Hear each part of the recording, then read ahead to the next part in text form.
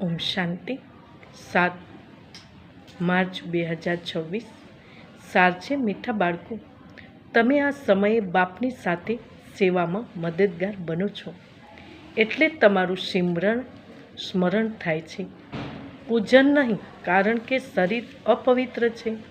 પ્રશ્ન છે, કયો નશો આપ બાળકોની બુદ્ધિમાં નિરંતર રહેવો જોઈએ? ઉત્તર, આપણે શિવ બાબાના બાળકો છીએ. એમની પાસેથી રાજયોગ શીખી સ્વર્ગની રાજાઈનો વારસો લઈએ છીએ. આ નશો તમને નિરંતર રહેવો જોઈએ.